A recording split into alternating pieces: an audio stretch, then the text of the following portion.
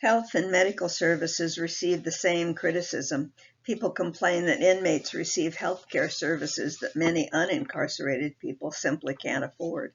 What civilians do not realize is that the type of medical care in prisons is not comparable to care on the outside.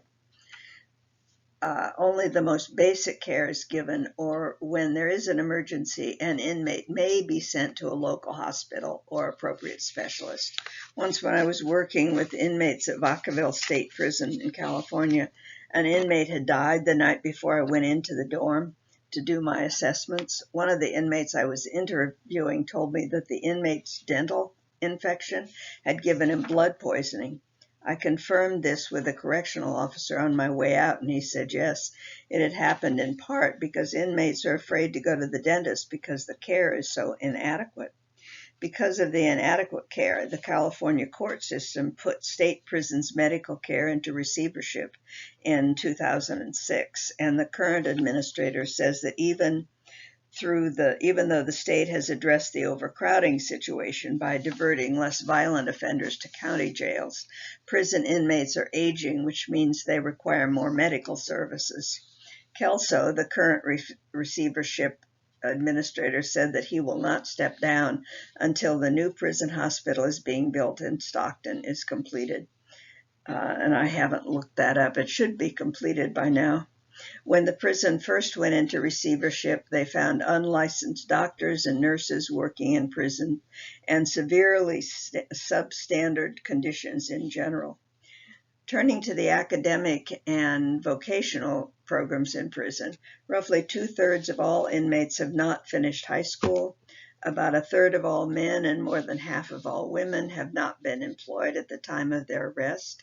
Their lack of educational and vocational skills most likely contributed to the problems they faced before coming to prison.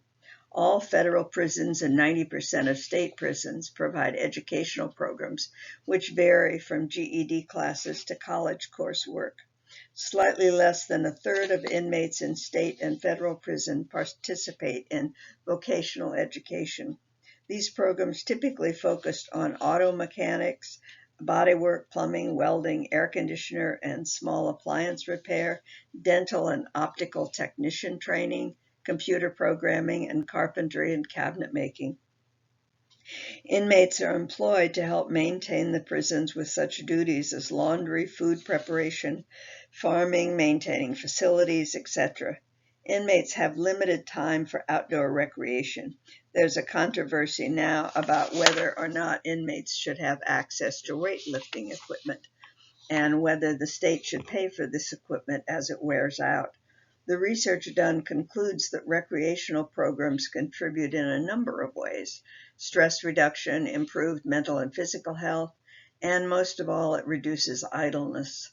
An issue that emerged when I was working in California was smoking in prison.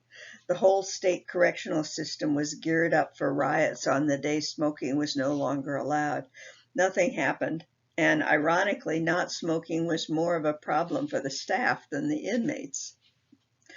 Let's turn now to prison personnel, which includes the warden who oversees custody, all prison programs, and prison industry. Next is line personnel, which include custody staff, teachers, counselors, classification officers, medical personnel, and religious and recreational staff. Then there are staff personnel, who provide support services such as clerks, secretaries, training officers, accounting personnel, etc. Correctional officers conduct periodic head counts of prisoners, usually twice a day.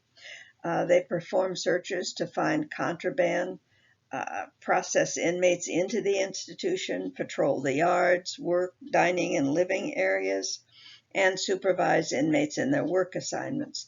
They also transport inmates to court hearings or other facilities.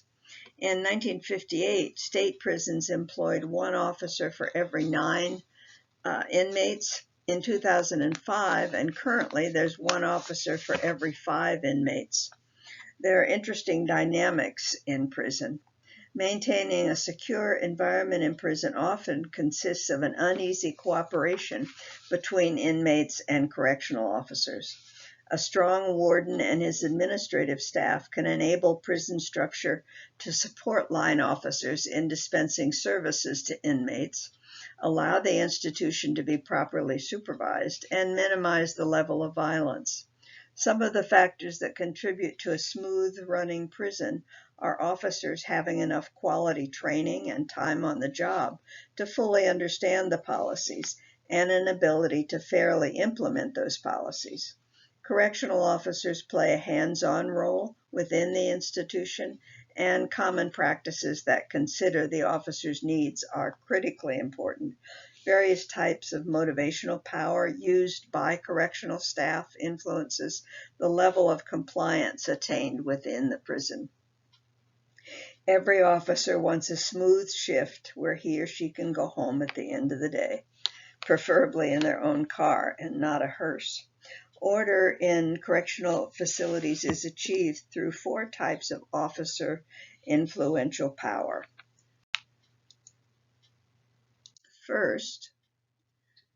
The first is coercive power or physical force. This is essentially the overwhelming of will of another by force, the threat of force, or through less noticeable forms such as fraud or deception. Correctional officers have coercive power when inmates perceive that the officers are able to punish disobedience of policy and rules. The use of coercion to gain compliance corresponds to the containment goals of prison. Prisons are inherently coercive environments. Officers use coercive power through warnings and intimidation, physical punishments, and segregation. When an officer relies solely on coercive power to gain compliance, they risk inmate retaliation. When this happens, there's a question about officers' ability to control inmates and maintain a safe environment. Coercive power can be violent or nonviolent. Nonviolent sanctions include keeping the inmate locked in his cell when others are released, shutting off the electricity to outlets, turning off phones, making the inmate wait for mail and phone calls, turning off the hot water, or withholding necessities such as toilet paper or food. When inmates are treated this way, they can build up resentment and anger, not only toward the specific officer, but to other staff as well. When coercion is the primary method of gaining control, compliance will usually fail. Not surprising. Within each prison, there consists a hierarchy of those inmates who have power over others. Covertly, the institution supports the inmate hierarchy by assigning better jobs and quarters to its high-status inmates. There are, of course, those inmates who just do not want to get with the program.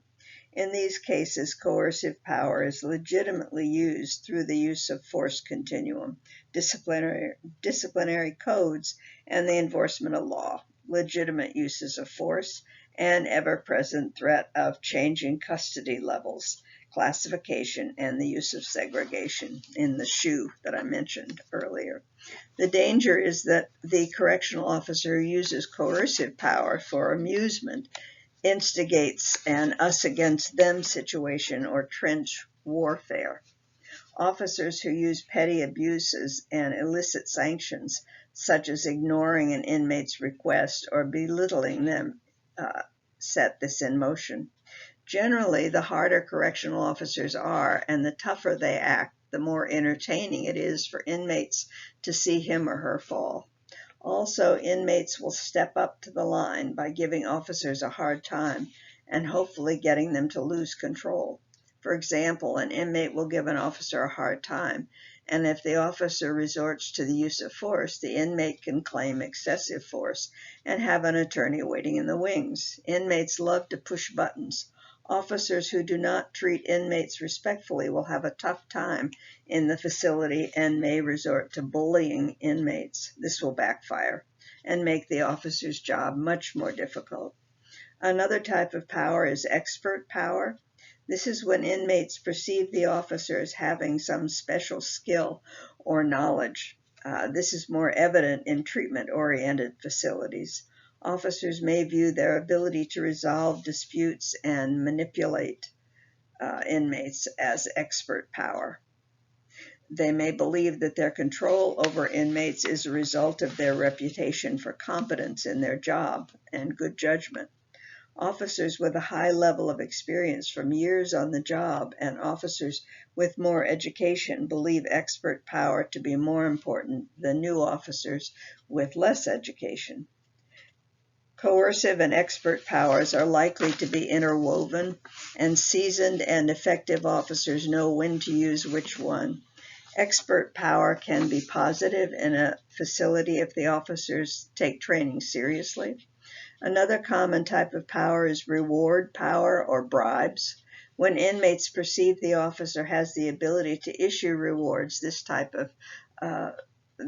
comes into play.